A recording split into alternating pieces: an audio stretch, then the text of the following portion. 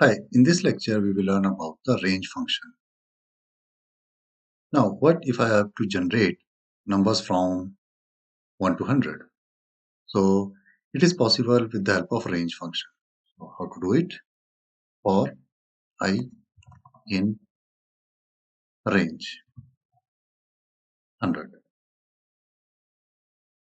Let's print the value of I. This range function will generate numbers from 0 to 99. So here we have to pass different parameters. This is the number of values we want to generate. So total number will be 100, but it starts from 0 up to 99.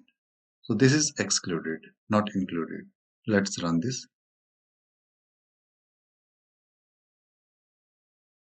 You can see up to 99. Now I'll show you another form of range function. Now this time I'll generate the values, but I want to control from here.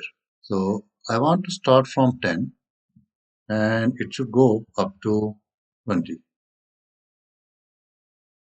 It will start from 10. 10 is included here and the last value will be 19. This is excluded. For I in range, it will generate the values from 10 to 19 and that value one by one will be stored in the variable I and I can print it or whatever operation you want to perform. So here you can see 10 to 19. There is one more parameter we can pass here. Let's see it.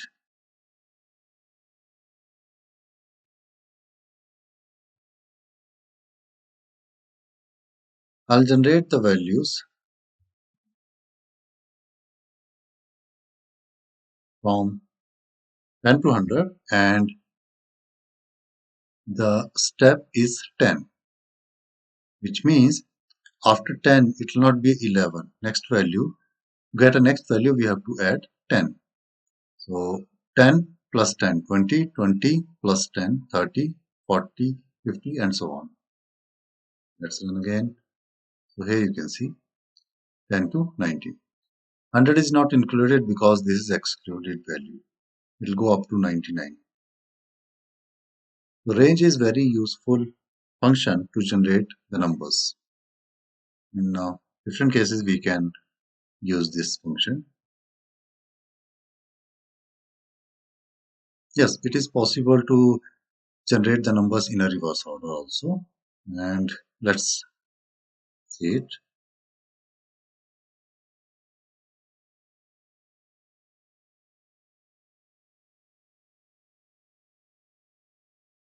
So starting from 10, it should go up to 0. So 0 is not included.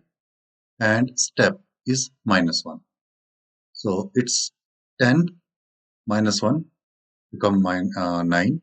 Then again 9 minus 1, 8. 8 minus 1, 7 and so on. So numbers are generated in reverse order. Okay, so you can try different examples with the range function.